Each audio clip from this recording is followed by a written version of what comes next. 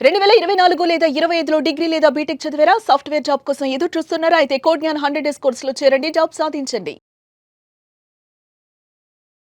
నమస్తే శశికాంత్ గారు. నమస్తే ఉష గారు. పెళ్ళైన ఆడపిల్లకి కొన్ని రైట్స్ ఉంటాయని మీరు చాలా సందర్భాల్లో మాట్లాడారు. చాలా మందికి వాటిపైన అవగాహన లేదు. కొన్నిసార్లు ఇంకా ప్రాబ్లమ్‌ని ఫేస్ చేస్తూనే ఉంటుంటారు. ప్రతి ఒక్క ఆడపిల్ల మాకు ఈ రైట్స్ ఉన్నాయని తెలుసుకోవాల్సిన విషయం అవసరం ఉంది. ఏ రైట్స్ వర్తిస్తుంటాయి? ఏ విషయాల్లో వాళ్ళు ఫైట్ చేయొచ్చు? ఏ విషయాల్లో వాళ్ళకి ఆసరా ఉంటుంది అంటారు? చాలా మంచి టాపిక్ తీశారు ఉష గారు మీరు. ఇవాళ ఆడపిల్లలు అనాథగా బాధపడుతున్నారు. ఇప్పుడు ఎంపవర్మెంట్ అంటున్నారు గానీ, ఇంకా ఆడపిల్లలు సఫర్ అయ్యేవాళ్ళు సమాజంలో చాలా మంది ఉన్నారు. రోజు మా దగ్గరికి క్లయింట్స్ వస్తుంటే నేను నెలకి వందల క్లయింట్స్‌ని చూస్తూ హ్మ్. ఉంటాను. ఇంకా ఆడపిల్లలు సఫర్ అయ్యేవాళ్ళు సమాజంలో ఉన్నారండి. ఏ మాటకి ఆ మాట. అబ్బాయిలున్నారు హ్మ్. కాదనట్లేదు. ఈ మధ్య అబ్బాయిల సఫరింగ్ కూడా పెరిగింది. బట్ ఎలాంటి ఆడపిల్లలైతే అనాథగా సఫర్ అవుతూ వచ్చారో ఆ బ్యాచ్ ఇంకా కంటిన్యూ అవుతూనే ఉంది. ఓకే. ఇప్పుడు ఆడపిల్ల అనగానే పెళ్ళవగానే ఇంటి పేరు మార్చుకోవాలి. కొంతమంది ఆడపిల్లలైతే ఆళ్ళ పేరు మార్చుకోవాలి. హ్మ్. కరియర్ మార్చుకోవాలి. అత్తమామకి లేకపోతే హస్బెండ్‌కి ఇష్టం వచ్చిన కరియరే జేయాలి. అవును. వంట పద్ధతి మార్చుకోవాలి. ఓకే. ఎన్నో హ్మ్. మార్చుకోవాలి. కట్టు, బొట్టు మార్చుకోవాలి. ప్రతీదీ అడ్జస్ట్ అవ్వాలి. అవును. ఒక్కసారి ఆడపిల్లకి పెళ్లయింది అంటే ఎన్నో ఫ్యామిలీస్‌లో మొత్తం ఔట్‌రైట్ మేకోవర్ అయ్యి ఎళ్తేనే హ్మ్. ఆడపిల్లకి అక్కడ గౌరవం, ప్లేసు. ప్లేస్ దక్కుతుంది. లేకపోతే వాళ్ళు డొమెస్టిక్ వయలెన్స్‌కి గురవుతారు. అయితే వయలెన్స్ హ్మ్. అనగానే ఇది చాలా మంది చూసే వీక్షకులు కూడా అర్థం చేసుకోండి. డొమెస్టిక్ వయలెన్స్ అంటే ఏంటి అని నేను చెప్తానండి. డొమెస్టిక్ వయలెన్స్ అన్నది ఒక యాక్ట్. ఒక డొమెస్టిక్ వయలెన్స్ అగైన్స్ట్ హ్మ్. వుమెన్ అన్నది ఒక యాక్ట్ తీశారు. యాక్ట్ తీశారు. చాలా వయలెన్స్ అనగానే అందరూ మా దగ్గరికొచ్చే క్లయింట్స్ కూడా వయలెన్స్ అనగానే అబ్బబ్బే! లేదండి మా అత్తగారు, మా హస్బెండ్ కొట్టలేదండి నన్ను అంటే. డొమెస్టిక్ వయలెన్స్ అంటే ఓన్లీ కొడతామని కాదమ్మా. అందులో ఏమేమి వయలెన్సెస్ ఉంటాయో డొమెస్టిక్ వయలెన్స్ అంటే ఏంటో నేను ఇప్పుడు మీకు క్లుప్తంగా చెప్తాను. హ్మ్. ఒక ఆడపిల్లకి పెళ్ళైన తర్వాత అత్తింట్లో షెల్టర్ అన్నది కంపల్సరీ. ఓకే. ఒకవేళ కొడుకు, కోడలు, అత్త, మామ ఇంట్లో ఉంటున్నారు. కోడలతో అత్తకి పడట్లేదు. ఇంటి నుంచి బయటికెళ్ళిపో అనే హక్కు అత్తకి ఉండదు. ఖచ్చితంగా షెల్టర్ ఇయ్యాల్సిన బాధ్యత అత్తమామకి ఖచ్చితంగా ఎంతైనా ఉంటుంది. నువ్వు ఉండే రూమ్‌లోనే ఒక మూలకు పడున్నా కంపల్సరీ ఆ షెల్టర్ కోడలికి కూడా ఇవ్వాలి. హ్మ్. అట్లనే ఒకవేళ పెళ్ళైన తర్వాత తల్లిదండ్రులు అప్పగింతలిచ్చేసి కూతుర్ని, ఆ తర్వాత మొగుడితోటి ఎన్నో ఇబ్బందులు పడుతున్నా వదిలిచ్చేసుకున్నాం అని చెప్తానికి లేదు. ఆ బిడ్డ మళ్ళీ బాధపడుతూ వెనక్కి వచ్చి అక్కడ నేను ఉండలేకపోతున్నాను. ఆ హింస భరించలేకపోతున్నాను అని తిరిగొచ్చినప్పుడు తల్లి, తండ్రి కూడా మళ్ళీ కూతురికి షెల్టర్ ఇచ్చే బాధ్యత బాధ్యత ఉంది. ఉంటుంది. ఆ కూతురికి తల్లి, తండ్రి ఇంట్లో ఉండే హక్కుంటుంది. ఇది చాలా మందికి తెలీదు. హ్మ్. చాలా చాలా మందికి తెలీదు. ఇదొక డొమెస్టిక్ వయలెన్స్. హ్మ్. ఓకే. ప్రతి మహిళ should know there rights. Okay. And should know there rights to know there rights also. Okay. అంటే వాళ్ళకి ఏం రైట్ ఉంటుంది? మీ రైట్స్ ఏంటో తెలుసుకునే రైట్ కూడా ఉంటుంది ప్రతి మహిళకి. అది ఎళ్లి కౌన్సెలింగ్ సెంటర్స్‌లో కనుక్కోవాలి. నా రైట్స్ ఏంటి అని డొమెస్టిక్ వయలెన్స్‌లో సెంటర్స్ ఉంటాయి. ఓకే. షీ టీమ్స్ ఉంటాయి. లేకపోతే నార్మల్ మీ ఏరియాలో ఉన్న పోలీస్ స్టేషన్స్ ఉంటాయి. అక్కడికెళ్లి నా రైట్స్ ఏంటి అని అడగండి. ఇవన్నీ నేను ఎళ్ళలేను. నాకు భయం పోలీసోళ్ళని కలవాలంటే అనుకుంటే మాలాంటి లాయర్స్ దగ్గరికి రండి. మీ రైట్స్ ఏంటి అన్నది మేము ఫ్రీగా చెప్తాము. హ్మ్. ఫ్రీగా చెప్తాం మేము. ఎందుకంటే మీ రైట్స్ తెలుసుకునే హక్కు మీకుంటుంది. నా రైట్స్ ఏంటి అని కనుక్కుంటానికొచ్చినప్పుడు లాయర్ ఫీజ్ అడుగుతానికి కూడా ఉండదు. ఎందుకంటే అది ఆమె right to know the rights. So, yes. దయచేసి ఆడపిల్లలందరికీ చెప్పేంటంటే మీ రైట్స్ పోతే మీరు ఫ్రీగా కనుక్కోవచ్చమ్మా. దానికేం ఫీజ్ కట్టక్కర్లేదు. వాళ్ళు ఓకే. గనుక ఇంట్లో ఏదైనా ప్రాబ్లమ్‌తో సఫర్ అవుతూ ఉంటుంటే, యాహ్! ఈ ప్రాబ్లమ్‌కి సంబంధించి నా రైట్స్ ఏంటి అని ఖచ్చితంగా వాళ్ళు ఖచ్చితంగా కాల్ ఎంక్వైరీ కనుక్కోవచ్చు. ఆర్ డైరెక్ట్ ఖచ్చితంగా అయినా వచ్చి అప్రోచ్ కనుక్కోవచ్చు. అవ్వచ్చు. ఆ ఓకే. రైట్స్ కనుక్కునే బాధ్యత ప్రతి మహిళకి భారతదేశంలో ఉంటుంది. అది ఫ్రీ. ఓకే. దానికి ఎవరైనా ఫీజ్ అడిగారంటే వాళ్ళ మీద కూడా కేస్ చేయొచ్చు. అది ఫ్రీ. నా రైట్స్ ఏంటి సార్ అని అడిగినప్పుడు యాస్ ఎ లాయర్ మేము మీ రైట్స్ ఇవ్వమ్మా అని చెప్పొచ్చు. దానికి కూడా నువ్వు నాకు ఫీజ్ కడితేనే చెప్తా అంటే అది తప్పవుతుంది. ఓకే. సో, ఇవాళ డొమెస్టిక్ వయలెన్స్ కేసెస్ అనేక రకాలుగా పెరుగుతున్నాయి. పోలీస్ స్టేషన్‌కి ఎళ్ళాలి అని భయపడే వాళ్ళకి ఈ డొమెస్టిక్ వయలెన్స్ యాక్ట్ అన్నది బ్రహ్మాస్త్రం లాంటిది. ఎందుకంటే ఆడపిల్లలు వెంటనే పోలీస్ స్టేషన్‌కెళ్ళాలంటే 100 రకాలుగా ఆలోచిస్తారు. ఆడపిల్లల తల్లిదండ్రులు 1000 రకాలుగా ఆలోచిస్తారు.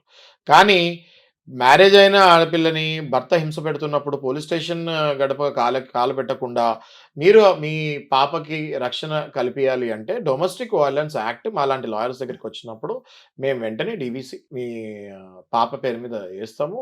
డెఫినిట్‌గా మీ అల్లుడిని విత్ ఇన్ 2 or 3 days ఆ కౌన్సిలింగ్ సెంటర్కి పిలుస్తారు. అక్కడ సైకాలజిస్టులు, సైకియాట్రిస్టులు ఉంటారు, కూర్చుంటారు, మీ అల్లుడితో మాట్లాడతారు, ఇబ్బంది ఏంటి అని కనుక్కుంటారు. కనుక్కొని ఒకవేళ మళ్ళీ కలిపేటట్టుంటే వాళ్ళిద్దరిని కలుపుతారు. ఒకవేళ ఆ అబ్బాయిదే ఎన్నో మిస్టేక్స్ ఉండి కలిసే పరిస్థితి లేదు అనుకున్నప్పుడు ఆ కౌన్సిలర్సే మీకు అడ్వైస్ చేస్తారు, ఇలా వెళ్ళండి ఓకే. అమ్మా, ఈ దారిలో వెళ్ళండి, ఈ దారిలో వెళ్తే ఆయన లైన్లోకి వస్తాడు, లేదా ఇంక ఈయన పరిస్థితి అసలు బాగాలేదు, చాలా చెడ్డోళ్ళలాగా ఉన్నాడంటే డైవర్స్ ప్రాసెస్ కూడా వాళ్ళే చెప్తారు. ఇది చాలా మందికి తెలియదు. ఇది చాలా మందికి తెలియదు ఉషా గారు. ఇది తెలియక నేను ఎటు వెళ్ళాలి, నేను పోలీస్ స్టేషన్కి వెళ్తే నన్ను ఇంకా తిడతాడు. ఇది చాలా మందికి ఏం భయపడతారు, నేను పోలీస్ స్టేషన్కి వెళ్ళి కంప్లైంట్ ఇస్తే నేను మళ్ళీ ఇంటికి వెళ్ళానంటే నన్ను ఏమైనా ఊరుకుంటాడండి, చంపేస్తాడేమో అన్న భయం కూడా ఉంటుంది. చంపేస్తాడేమో, అరిసేస్తాడేమో అని భయపడుతూ ఉంటారు. అమ్మ మీరు పోలీస్ స్టేషన్కి ప్రతిదానికి వెళ్ళే అవసరం లేదు. ఈ డొమెస్టిక్ వైలెన్స్ యాక్ట్ తీసిందే అందుకు. మాలాంటి లాయర్స్ దగ్గర రండి, మేము డెఫినెట్గా మీకు అది గైడ్ చేస్తాం వెళ్ళాలి. ఓకే. అయితే డొమెస్టిక్ వైలెన్స్ ఓన్లీ కొడతమే కాదు, డొమెస్టిక్ వైలెన్స్లో అనేక రకాలుగా ఉన్నాయి. భర్త మిమ్మల్ని శారీరకంగా హింస పెట్టిన, ఏది సెక్షువల్లీ మిమ్మల్ని అబ్యూజ్ చేసిన, మీ బాడీ షేమింగ్ చేసిన, మీకు పాకెట్ మనీ ఇవ్వకపోయినా, మీకు అన్నం సరిగ్గా పెట్టకపోయినా, మీరు ఉన్న రూమ్లో ఫెసిలిటీస్, వాష్రూమ్ సరిగ్గా మీకు ఫెసిలిటీ ఇవ్వకపోయినా, మీరు ఉన్న ఇంట్లో, మీరు కాపురం చేసే ఇంట్లో మీకు మంచినీళ్ళు సదుపాయం సరిగ్గా లేకపోయినా, అంటే మీరు ఇప్పుడు ఆయన వెళ్ళి బయట మినరల్ వాటర్ తాగుతాడు, మీ ఇంట్లో ఏమో మీరు కుళాయి నీళ్ళు తాగమన్నాడు అనుకోండి, అది కరెక్ట్ కాదు. ఓకే, ఆయన వెళ్ళి బయట బిర్యానీలు తింటాడు, మీరేమో ఇంట్లో కుక్కకు పడేసినట్టు ఇదిగో 10 కిలోల బియ్యం నెలంతా తిను అంటే మీకు ఇష్టం లేకపోతే అది డొమెస్టిక్ వైలెన్స్ అవుతుంది. మీకు మినిమం బట్టలకు కూడా డబ్బులు ఇవ్వకుండా మిమ్మల్ని మానసికంగా హింస పెడితే అది డొమెస్టిక్ వైలెన్స్ అవుతుంది. ఓకే, నానా రకాలుగా మిమ్మల్ని కొంతమంది సాడిస్టులు మెంటల్ టార్చర్ పెడుతూ ఉంటారు. ఓకే, కావాలని కొన్ని విచిత్రమైన పనులు చేస్తూ ఉంటారు. ఓకే, బైక్ మీద తీసుకెళ్తూ ఉంటారు, స్పీడ్ బ్రేకర్ వస్తుంది, బ్రేక్ ఎయిర్, దోడు అని వెళ్తారు, ఆ ఎగిరి ముందు పడుతుందమ్మా.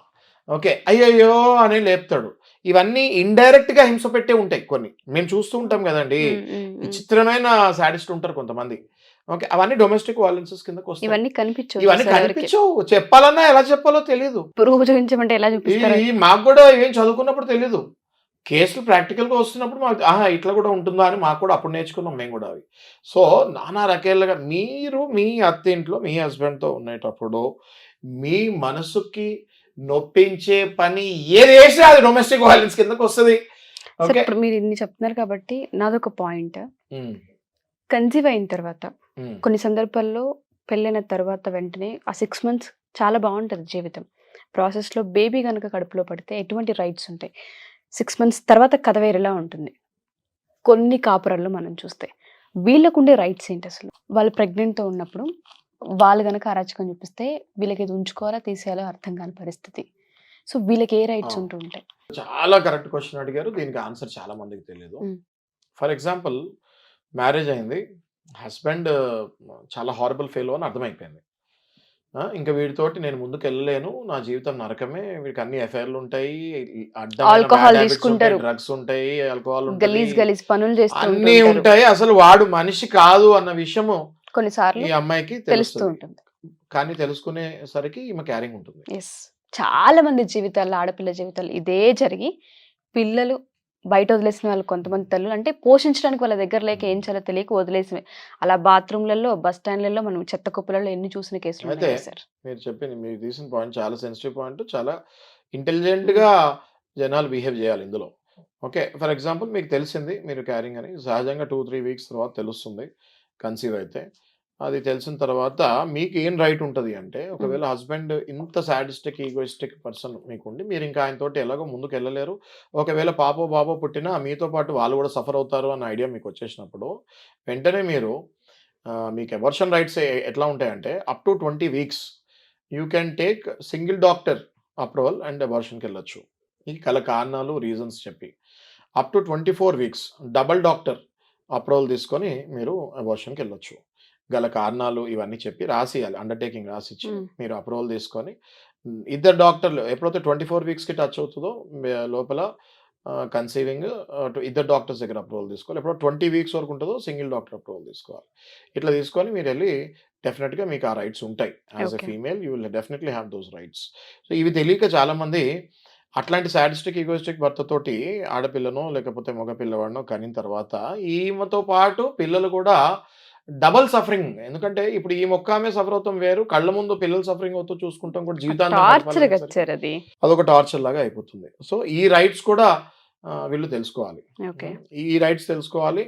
ముఖ్యంగా డొమెస్టిక్ వయలెన్స్లో ఈ సాడిస్టిక్ భర్తల నుంచి బయటకు రావాలి అంటే మీరు డెఫినెట్గా ఒక మంచి లాయర్ని అప్రోచ్ అయ్యి ఈ కౌన్సిలింగ్ సెంటర్స్కి వెళ్తే మీరు ఫస్ట్ స్టెప్ రీచ్ అయినట్టు.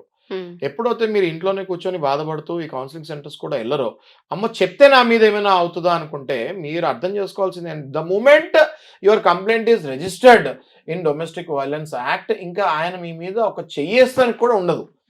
The moment it is registered గజ వణుకుతారు వాళ్ళు. ఎందుకు వణుకుతారు అంటే ఆల్రెడీ రిజిస్టర్ అయిపోయింది తర్వాత కొట్టాడంటే అది డబుల్ క్రైమ్ అవుతుంది, అది మళ్ళీ ఐపీసీ కిందకి వెళ్ళిపోతుంది.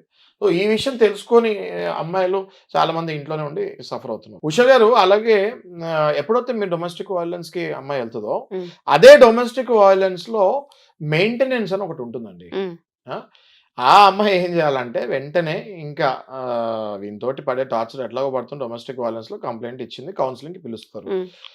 ఇప్పుడు దాకా మీకు ఎలాగో డబ్బులు ఇవ్వలేదు, మీరు నోరు తెరిచి బయట ఎక్కడ చెప్పలేదు. ఆ కౌన్సిలింగ్ అప్పుడు మీరు చెప్పేయాలి, నాకు రూపాయి కూడా ఇవ్వట్లేదు, అసలు నా మెయింటెనెన్స్ కూడా, నా మినిమం బట్ట ఫుడ్ షెల్టర్ కూడా వీళ్ళు సపోర్ట్ చేయట్లేదు, నాకు నెలకి 20,000 30,000 ఆయన జీతం బట్టి మీకు ఎంత రావాలో అంత క్లెయిమ్ చేసుకోవచ్చు. నేను జస్ట్ ఎగ్జాంపుల్ చెప్తున్నా, 20-30 ఆయన జీతం లక్షల్లో ఉంటే లక్ష క్లెయిమ్ చేసుకోవచ్చు.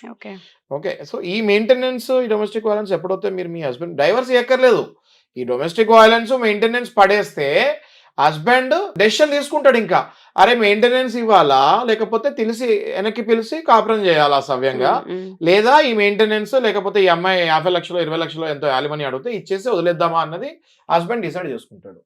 హస్బెండ్ ఒకవేళ నిజంగానే కంప్లీట్ యాలిమనీ ఇచ్చేసి ఇంకా వదిలించేసుకుంటా ఉన్నప్పుడు వైఫ్ డెసిషన్ తీసుకోవచ్చు.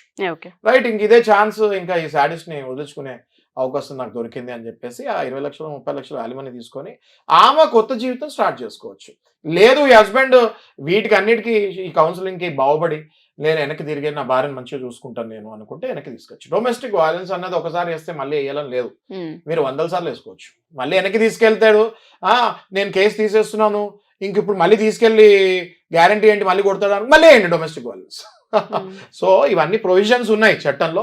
ప్రతి మహిళకి నేను చెప్పేది ఏంటి అంటే, మీకు కనుక మీ భర్త పొలిటికల్లీ కానివ్వండి, గవర్నమెంట్లో కానివ్వండి, లేకపోతే బిజినెస్లో కానివ్వండి, ఎంత పెద్ద వ్యక్తి అయినా ఈ చట్టంలో ఈ రైట్స్కి లొంగాల్సిందే. మొన్న మా దగ్గరికి ఒక క్లయింట్ వచ్చి, ఆయన గవర్నమెంట్లో పెద్ద పొజిషన్లో ఉన్నాడండి, రెవెన్యూ డిపార్ట్మెంట్లో ఉన్నాడు, నేనేం చేయలేను, ఆయనకు చాలా పెద్ద పలుకుబడి ఉంది అంటే నేను ఒకటే చెప్పాను, ఎంత పెద్దవాడున్నా ఈ చట్టాన్ని అంగీకరించాల్సిందే. తిరిగి రాయలేం కదా. చీఫ్ మినిస్టర్ అయినా, ప్రైమ్ మినిస్టర్ అయినా, ప్రెసిడెంట్ అయినా, ఎవరైనా కాన్స్టిట్యూషన్ ఆఫ్ ఇండియాని ఫాలో అవ్వాల్సిందే.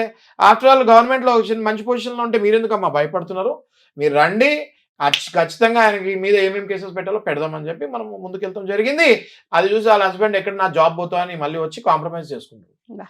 ఓకే, మెయిన్ అమ్మాయిలు భయపడకూడదు, అట్లా అని చెప్పి అమ్మాయిలు అడ్వాంటేజ్ కూడా తీసుకోకూడదు. మీ హక్కు ఏంటి, మీ రైట్ ఏంటి, ఎక్కడి వరకు మీరు వెళ్ళాలి అన్నది చూసుకోవాలి. ఎగ్జాక్ట్లీ చూసుకొని అన్ని బ్యాలెన్స్డ్ గా వెళ్ళినప్పుడు మేము సపోర్ట్ చేస్తామండి. అది అమ్మాయిలకైనా చేస్తాము, అబ్బాయిలకైనా చేస్తాం. వండర్ఫుల్ సార్, వాళ్ళ రైట్స్ ఏంటో వాళ్ళకి తెలియజేసినందుకు. యాక్చువల్గా ఇప్పటిదాకా ఏం తెలుసు అంటే, కొడితేనో తిడితేనో శారీరక హింస చూపిస్తేనో మాత్రమే న్యాయస్థానంలో డొమెస్టిక్ వైలెన్స్ కింద కేసు పెట్టడానికి ఉంటుంది అనుకుంటాం. కానీ మనిషి ఏ రకంగానూ అక్కడ ఇబ్బంది పడుతూ ఉన్నా దానికి సంబంధించి మన వైపు పక్కా ఆధారం ఉండి అది కనుక కరెక్ట్ కనుక అయ్యి ఉంటుంటే న్యాయం ఉంటుంది, మనం పోరాడొచ్చు అనేది హోప్ క్రియేట్ చేశారు చాలా మందికి. Thank you sir, thank you so much. Suman టీవీలో మీ పర్సనల్ అండ్ బిజినెస్ ప్రమోషన్స్ కోసం కింది నెంబర్కి కాంటాక్ట్ చేయండి.